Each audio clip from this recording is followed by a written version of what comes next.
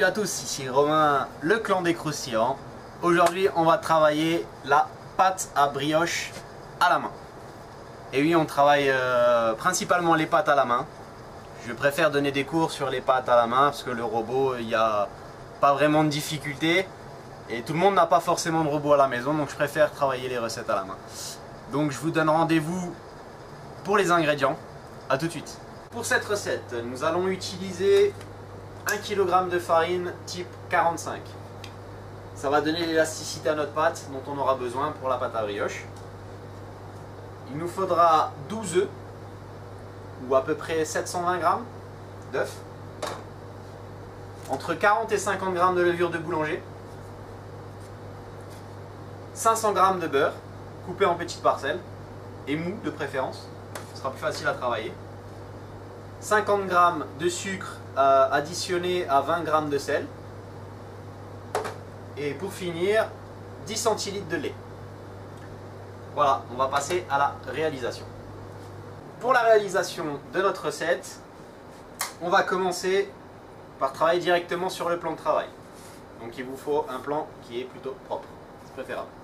Je vais prendre ma farine que je vais tamiser.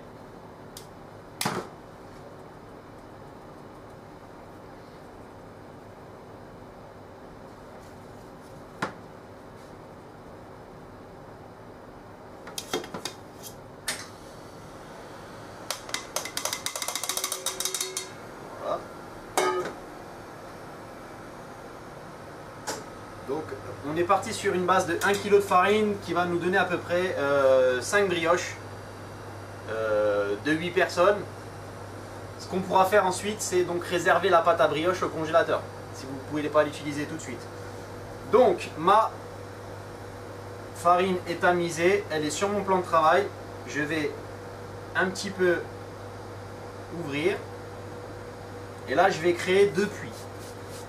Deux puits différents, dont un qui sera plus grand que l'autre.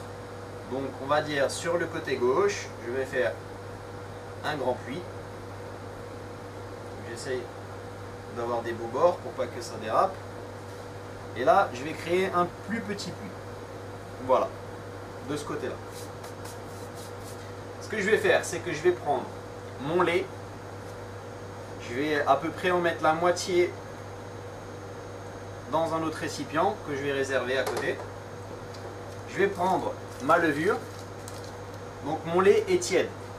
Je l'ai laissé à température ambiante. En ce moment il fait un peu chaud. Donc entre 25 et 30 degrés. Le lait est bien, ça va aider à la pousse de la levure. Alors je vais vous expliquer ensuite pourquoi on peut le diviser en deux. Nos puits. Donc là je vais émietter ma levure. Je vais mettre directement dans mon lait. Et je vais remuer pour la diluer. Voilà.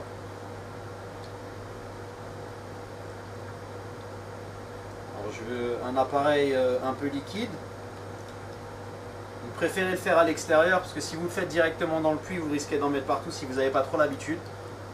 Il vaut mieux travailler à l'extérieur et ensuite rajouter votre préparation dedans. Alors pourquoi deux puits ? Je vais vous expliquer, c'est assez simple en fait. Le facteur est que la levure est très capricieuse. Ce sont des micro-organismes qui travaillent. Et si la levure entre en contact, que ce soit avec le sucre ou avec le sel directement, ça va ralentir complètement la pousse, voire tuer complètement les micro-organismes. Du coup, on n'aurait pas une belle brioche qui est bien levée. Donc on va préparer là, voilà. Je vais le mettre dans notre petit puits. Voici. Et ensuite, ce que je vais faire, c'est que je vais prendre mon lait et je vais y ajouter mon sucre et mon sel, que je vais aussi diluer. Voilà. Une fois que ceci est fait, j'ajoute mon mélange ici.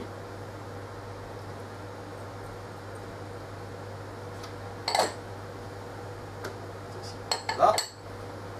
Et là, je vais un petit peu travailler mes bords pour épaissir un petit peu tout ça. Je vais pouvoir venir chercher un peu de farine sur les côtés, j'ai de la place. En faisant attention que mon premier puits n'aille pas rencontrer le deuxième. Ça pourrait poser problème pour nous. Là, je fais un petit peu mon mélange. Donc là, ça épaissit tout doucement. Alors, je donne un petit peu d'épaisseur, comme ça aidera au moment où je vais rajouter mes œufs. Ce sera beaucoup plus simple. Voilà, ça évitera que ça coule partout, parce qu'on ne veut pas que ça coule partout. Donc toujours une corne avec moi, ça me permet de me nettoyer les doigts, et qu'on travaille avec les mains. Voilà, j'en ai profité pour me mettre de la farine un peu partout. Mais c'est pas grave, voilà. Là, une fois que mes doigts sont à peu près propres, je vais faire la même chose avec ma levure. Là, je vais l'emmener ici. Voilà, elle a envie de se balader.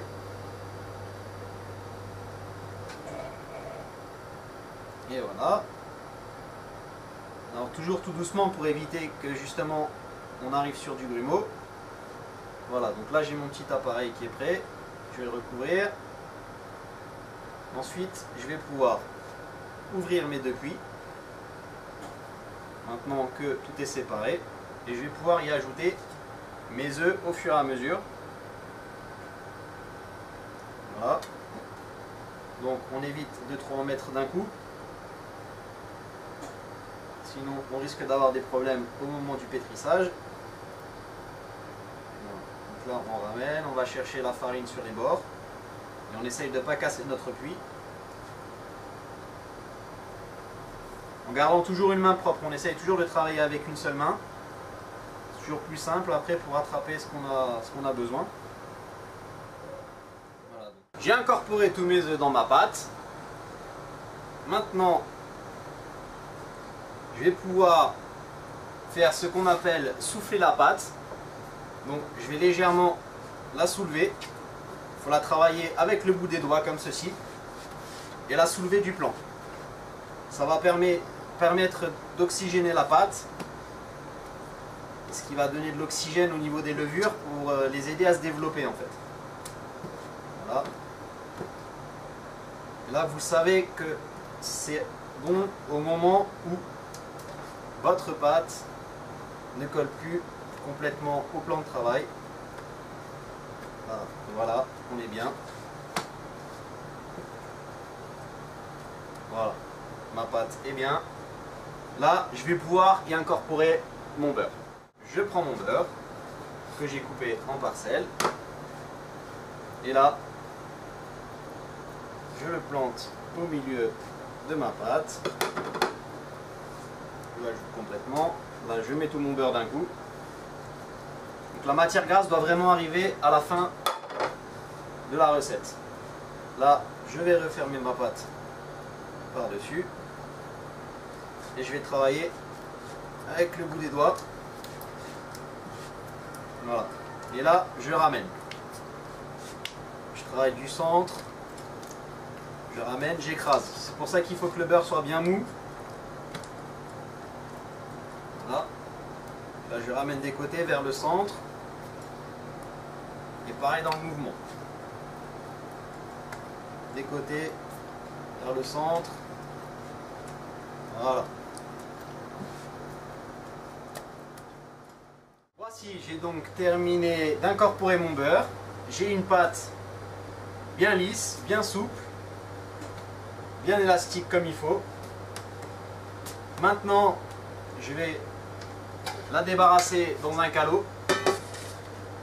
Je vais le fleurer un petit peu. C'est-à-dire que je vais y ajouter de la farine au fond. Je vais prendre ma pâte. Je vais la fleurer également.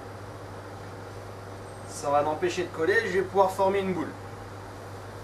Si jamais au cours de votre travail de la pâte, vous vous rendez compte que votre pâte est trop liquide, je vous invite à rajouter de la farine en fonction de votre appréhension. Il ne faut pas que la pâte soit vraiment trop liquide. Là, vous voyez, J'ai une pâte qui est pas trop mal.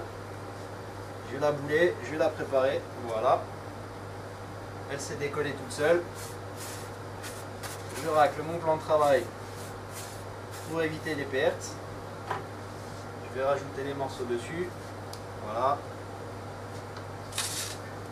Ma pâte est prête. Voici la pâte. Je vais poser un papier film par-dessus pour qu'elle soit coupée hermétiquement. Il ne faut pas qu'il y ait de courant d'air.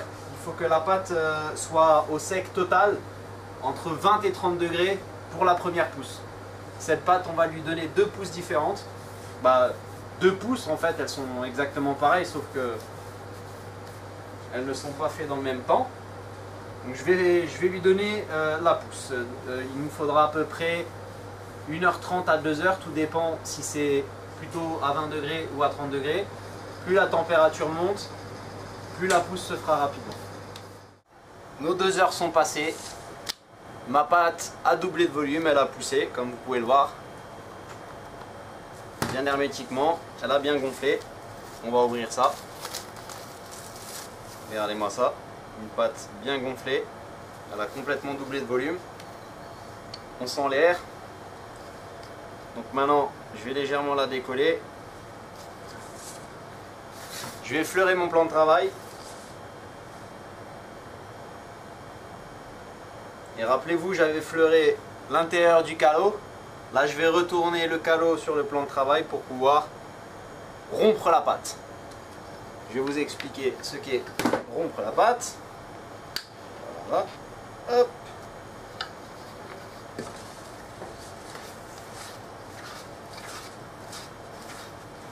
Donc, effectivement, il fait chaud dans ma cuisine.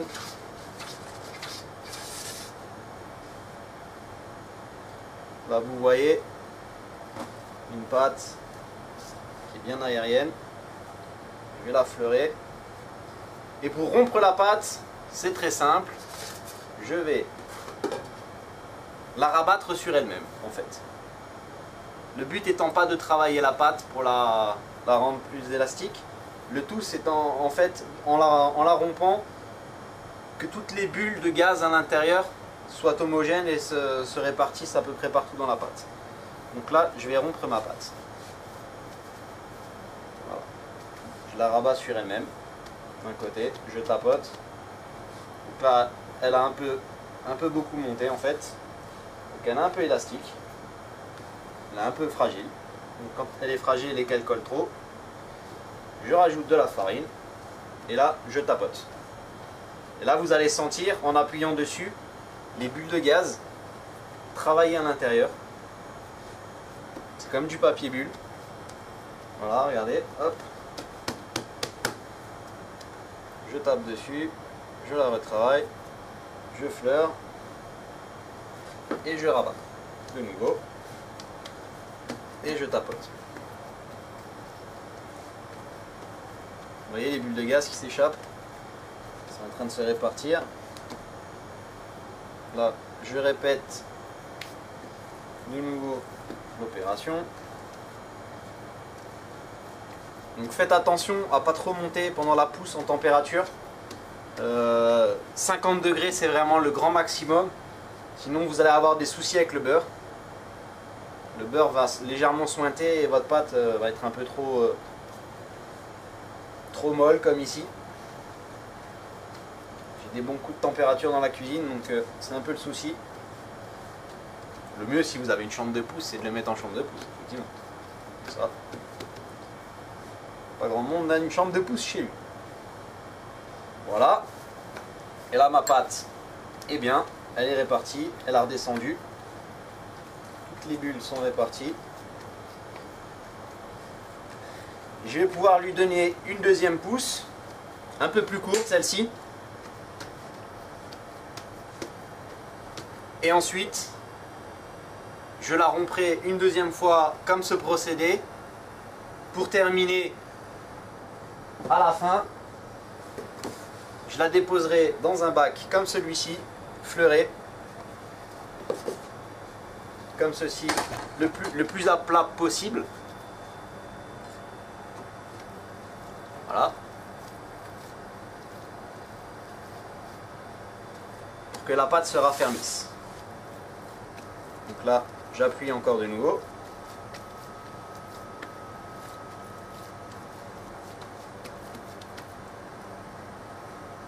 Je vais légèrement la fleurer. Voilà.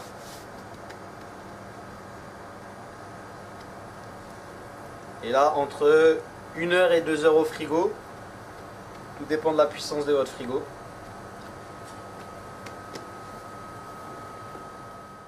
Mes 2 heures sont passées, ma pâte s'est raffermie, comme vous voyez, elle est beaucoup plus dure. Je vais pouvoir la retourner pour la travailler. Voilà. Donc, je peux m'aider d'une corne. Ceci. Voilà. Hop, je laisse rien dans le bac. Comme ceci. Je vais la rompre de nouveau un petit peu parce qu'elle a remonté. Pendant le temps qu'elle est dans le frigo, les micro-organismes continuent à vivre. Ils se développent beaucoup moins rapidement, mais ils continuent d'exister. Voilà. Là, je vais retourner. Ceci. Hop, n'hésitez pas à fleurer si ça colle un petit peu. Je romps ma pâte. Voilà.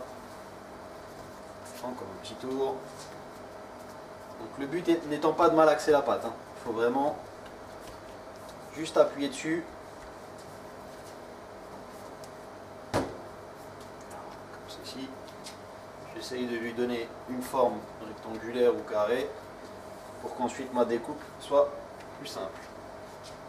Voilà. Ma pâte à brioche est prête. Je vais la rouler comme ceci.